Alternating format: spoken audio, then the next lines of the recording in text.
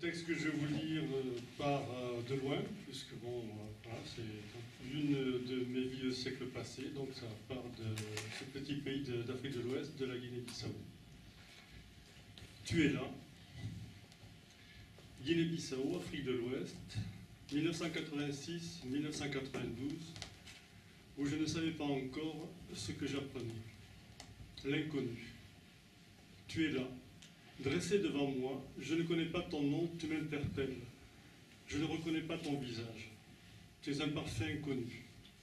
Ta colère est vive, elle est à la hauteur de ton désespoir, elle est à la hauteur de tes espérances.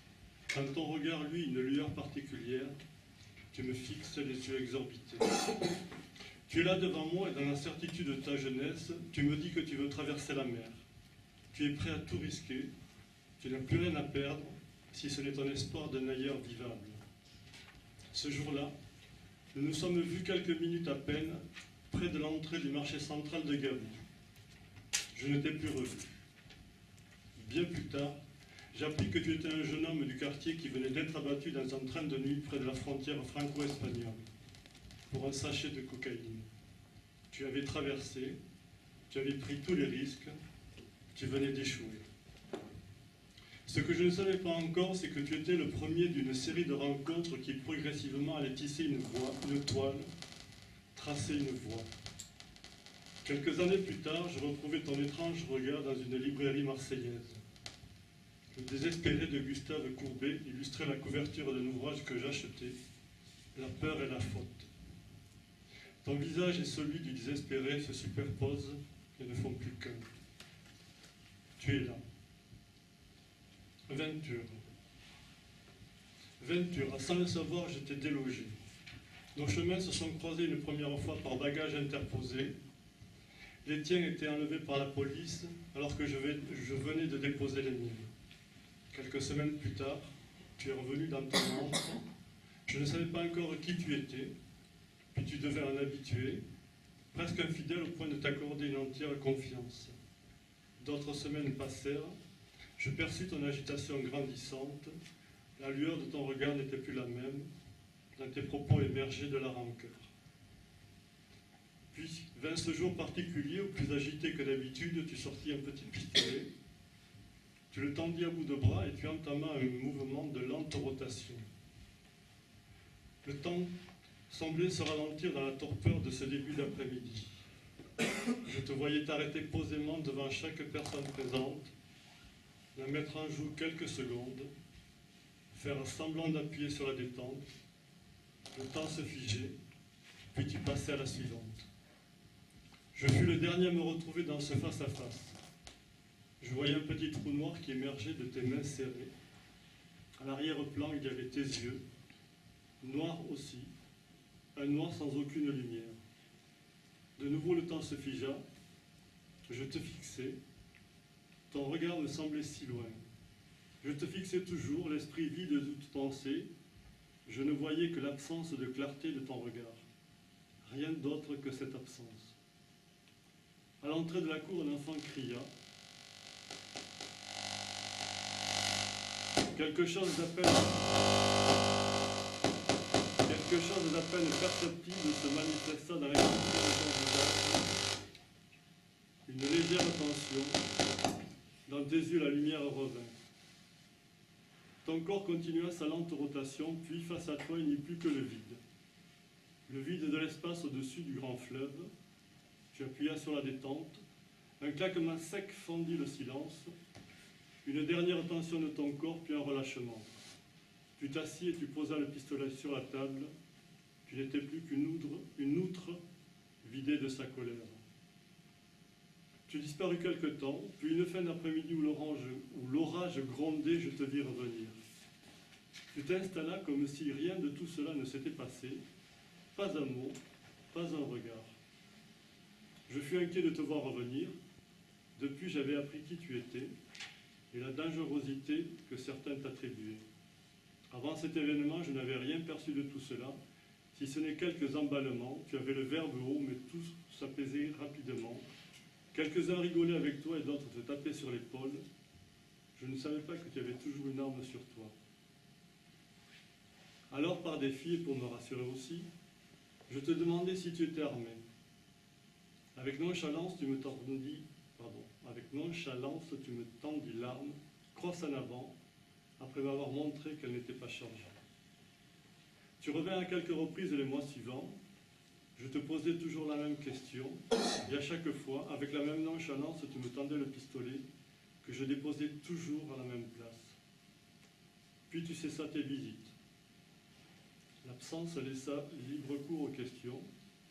Je sus plus tard que tu avais quitté la ville. Lorsque j'ai commencé à rédiger ce texte, 25 ans ont passé. Pourtant, ton nom s'est à nouveau imposé. Tu étais devenu une de ces pierres blanches qui balisent ma route. Tu rejoignais le désespéré et participais au tissage de cette trame. Je le compris bien plus tard.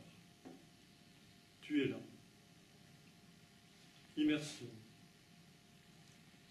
Je fis mes humanités dans les villages de Brousse, sur les trottoirs défoncés des petites villes délabrées, où quelques vestiges coloniaux tentaient vainement de faire un rempart aux catastrophes qui s'annonçaient. De si lointaines langues étrangères, des relations humaines complexes basées sur des filiations inhabituelles pour nous occidentaux, un lien au réel étayé de croyances diverses, tout cela fit son chemin pendant ces 6 années de volontariat, mais je ne le savais pas encore. Lorsqu'en août 92, je quittais ce petit pays de la côte ouest africaine, il me fallut près d'1 an pour prendre conscience des processus de changement enclenchés par ces quelques années. Tu es là. Sur le chemin, Marseille, 1993-2001. Je peaufinais mes humanités sur quelques chantiers marseillais.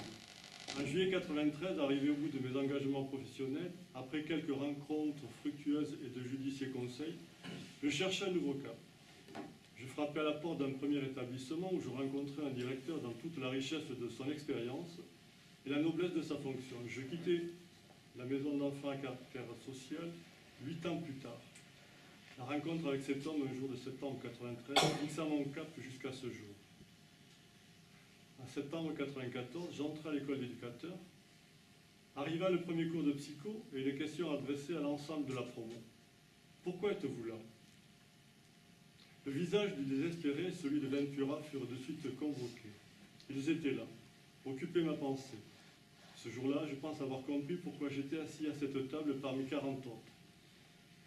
Des souvenirs plus anciens affluèrent, révélant d'autres visages, mais ils n'avaient pas la présence des 2 premiers. Puis, quelques mois plus tard, un visage et un nom réapparurent, un lieu, une bagarre, une force brutale qui étouffe, une souffrance et l'absence de mots. Comme s'alignent les comètes, ces 3 visages se mirent en perspective, redonnant une épaisseur au temps. Cet alignement éclaira le chemin que je foulais depuis quelques années. Tu es là. Du verre brisé sur le trottoir. Marseillais, le trottoir. Appuyé contre le parapet qui mène à la gare routière, vous discutez sans prêter attention aux 3 gamins qui se disputent à quelques mètres de vous. En passant, je vous adresse « Vous les connaissez, ces 3-là » Pour toute réponse, l'agressivité d'un « T'es qui, toi ?» Je passe mon chemin. J'accompagne une adolescente jusqu'à son bus et dois veiller à ce qu'elle y monte et parte bien avec. Au retour, je retrouve les 2 qui discutent et quelques mètres plus bas, la bagarre des 3 gamins qui a dégénéré. Les 2 plus costauds frappent violemment le 3e avec une petite bouteille vide. Le temps que j'arrive à leur proximité, les coups ont redoublé sur le crâne du plus faible. Je suis tout près d'eux.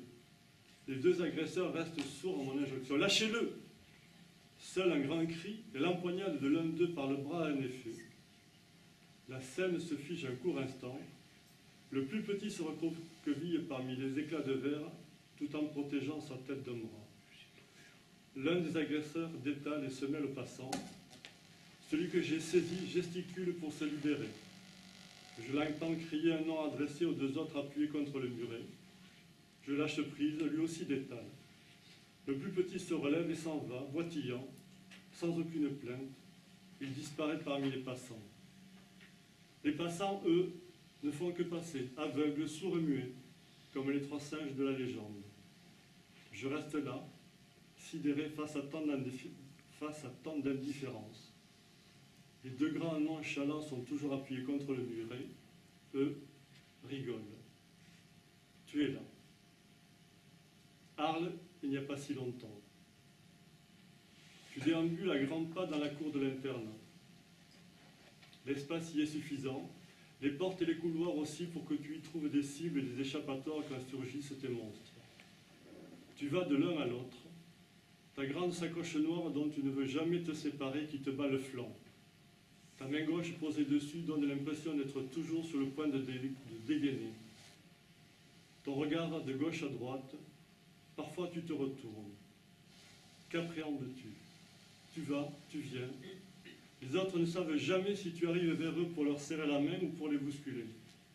Ta façon d'être est singulière, nous l'avons tous remarqué dès ton arrivée. Ce jour-là, ton regard était inquiet. Depuis, nous t'avons vu rarement apaisé, l'esprit tranquille. Tu venais vers nous semblant chercher quelques paroles, mais tu ne supportais pas ce que cela engageait entre toi et nous, entre nous et toi. Souvent, tu la fuyais. Ta parole s'exprimait dans ta gestuelle, parfois dans le choix d'un t-shirt. L'un d'entre eux nous questionna plus particulièrement. Derrière la musique de ce groupe de rock se dissimulait beaucoup de violence et des accointances idéologiques mortifères. Tu es là, toujours en mouvement. Ce mercredi matin, ton agitation va grandissante, tu es en conflit avec l'un des élèves. Tes émotions s'emballent. L'architecture singulière de ta psyché semble avoir flambé. Tu voudrais te rapprocher d'une jeune fille. Elle est même en difficulté avec ses propres émotions. L'un et l'autre, vous n'êtes pas bien équipés pour vivre tout cela. Vous coltinez tout ce remue-ménage émotionnel, amitié, amour, désir. Cela enflue en toi, puis cela devient torrentiel. À grands pas, tu te diriges vers cet autre, l'ennemi. Un premier coup de pied violent part. Ta jambe s'est levée si haut que l'on aurait dit une marionnette dont on aurait violemment tiré le fil. Les vannes lâchent. Tu t'en prends au camarade de longue date de la jeune fille. Il est l'obstacle à détruire comme s'il te barrait la route pour te rapprocher d'elle. Il n'en est rien, et cela tu ne peux le comprendre. Les vannes ont lâché. Il y a danger. Je m'interpose. Je deviens alors l'ultime obstacle à détruire. Juste avant la violence de ton poing fermé, je vis une dernière fois ton regard éteint, d'une intense obscurité, le même regard que celui de Ventura, 23 ans plus tôt. Un voile d'obscurité m'envahit, j'entendis encore quelques voix, quelqu'un a crié. Je suis par la suite l'angoisse qu'a généré en toi ce passage à l'acte. Tu ne voulais pas, tu ne comprenais pas, tu aurais voulu dire, je ne t'ai plus revu.